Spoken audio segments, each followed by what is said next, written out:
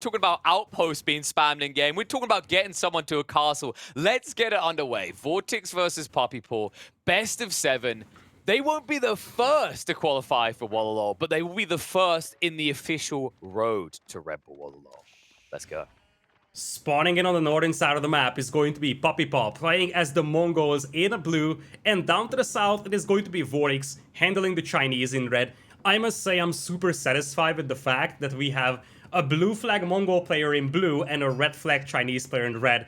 That just satisfied me so much. Yeah. So my issue is like, how do we make this fair to other civs? I'm gonna bring up the custom color argument here, Lidakor. Should Delhi be allowed the green? I mean, better question, should black be allowed for Abbasids? Is there actually a black? I don't think there's a black No, color, there isn't. right? Well, technically you can be gray, Microsoft. but that belongs to defeated players, so you probably want to avoid yeah. using that. Hey, now that's the strategy in the free-for-alls. You just hide in someone else's body, right? Eliminate a player, they can't find you there. You know, maybe that's an idea, by the way, Microsoft. You want to make some more money? Like, everyone's talking about civ packs and charging for them. How many people would actually just pay for the color black? $5. That's my opening bid. I mean, once you can pick your colors, I feel like it's going to be a completely different world. You're going to see a lot of oranges, a lot of pinks. I know for a fact that the moment color picking comes out, I'm going to be all in on orange. I'm trying to think where I'd want to go. I think I'm going to be one of those green boys, just because it's camouflage, guys. When you play on the when you play on the lush green dry Arabia, nobody can see you coming. I actually have it from a pro-level player, Core himself, who we've got on the observer role. If you ever go up against Core when the custom colors go out, pick green. He can't see it. He's screwed. All right. I mean, from that point on, we're just going to organize tournaments on actual desert terrain, so even green can be seen. There we go. See, we're already thinking of strategies. We won't get into the discussion of blue always being an allowed color. I'm sure we're going to see that later on the series, maybe being a hindrance when we get into certain maps with water. But luckily here on Dry Arabia, it's not a balancing issue. However, what might be seeming as a balance issue is the difference between these two civs. Mongols and Chinese, one at the top of the win rates, the other right at the bottom, almost across the board at this stage. And it might end up that way standardized, considering these openings where PuppyPaw is going to be going for the standard outpost rush. And the concern here for VortiX is that his mill, the heart of his food eco, is at the front of his base. We have 4 spearmen out on the battlefield, so stopping this would be difficult. You might try to preemptively try to rush up a tower here, but you have to put it in front of your mill, and that might actually allow the spearman to reach you. This could be concerning. This could be more than concerning for VortiX, because there is a legitimate chance he would lose his mill here. There was a bigger problem as well. Like, VortiX only just got enough wood to be able to afford it in the first place. So by the time you were talking about that, he only had 90 wood. He couldn't even think of doing it. And now it's too late. As you said, there's too many spears here. So if you rush out now, no textiles, no extra health, you're going to just get slayed down. Luckily for PuppyPaw, with the weirdest car movements we've seen in a while, he will not be slayed down because no garrison came out, as all the villagers are not next to the TC. Yeah, that's one of the side effects of using Chinese here, because all your villagers on food will be close to the mill, or at least for the time being, because you will soon have to relocate them. Truth be told, if you now abandon that mill and move the sheep to the back, you could move the mill into the influence radius of the Imperial Academy. That could be pretty beneficial. The concern that you're having is that PuppyPaw is doubling down on this aggression. Another tower is coming up and 2 more spearmen about to hit the field, so it remains to be seen how VortiX is going to deal with all these towers. Well, I'm trying to figure out who's got a bigger smirk on their face right now, because VortiX is going up the Imperial Academy. No intent to go the Barbican, and this is an interesting choice. Barbican would just stamp this out right now. It would give you a strong defense point. And you wouldn't run out of gold because your gold vein is on the backside of your base right now.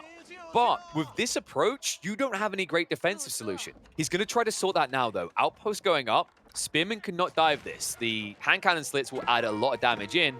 The best they can try to do is torch it down, but even that will find itself in range of the Cat Town fire. Yeah, very nice defense over here so far by VortiX. He's heavy on the lumberjacking, so he's going to operate with a lot of reactionary towers, and this is something that is opened up by the fact that the Chinese build so fast. Even when you see the enemy tower being at 40-50% completion, you can pull 5 villagers, rush up your tower, and finish the tower before your opponent can finish his. Yeah, it's one of the frustrating things. Like, you know, I know it doesn't feel good to have to spend 100 wood defensively, build up an outpost, react to what your opponent's doing, but that's one of the beautiful things. That's meant to be on the balance points. Like, when you're the defensive player, you know, you can't dictate the aggressive point of these outposts, but you can counter them a lot quicker than your opponent can put them up, as long as you have the vision to see them coming. And luckily for VortiX, he didn't really even need vision in this situation. PuppyPaw could not be more blatant or aggressive with the placement of his outposts if he tried.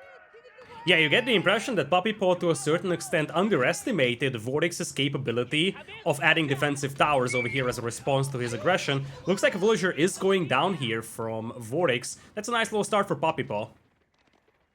Yeah, it's only a 1 eco lead. Make that 2, actually. It's kind of like 1 to 2, because remember, PuppyPaw would have moved his town center first, so he missed on like half a villager. The concern is that because VortiX has gone for the Imperial Academy, going back for the Barbican makes a lot of sense. And once he does that, he's going to start to eco boom up. So PuppyPaw, he needs to look for like branch off points in this strategy. You can see he's reaching up into Feudal, and I want to see if he doubles down on this aggression or if he tries to sneak a Castle Age quickly, because against the Chinese, it is somewhat feasible. This is a Civ that chooses to hang around in Feudal for a very long time.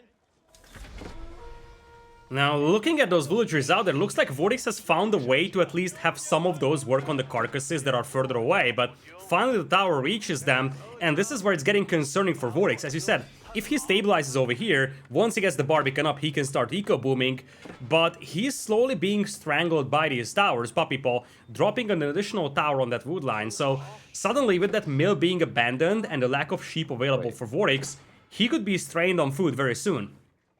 Does he see that tower? I don't think so. VortiX sees that tower. I mean, you should assume there is one. Yeah, because you can prep arrow slits, and then the Khan or a scout can give vision. Oh, the official dies. VortiX. That's big. And he goes GG straight away. Oh my god, PuppyPaw with the clutch snipe, the follow-up outpost as well. It's enough to convince him. VortiX goes a little bit too greedy, too close to the sun, and he will be burned up by the great Khan himself.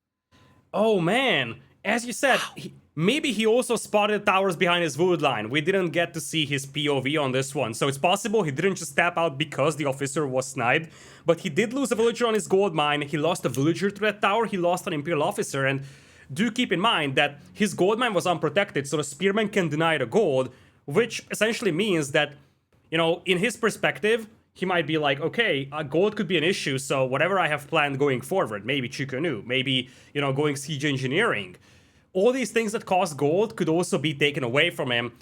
It's a big punch in the face. That villager graph tells you a lot of things about this game, and a very swift strike here by PuppyPaw, making this 1-0.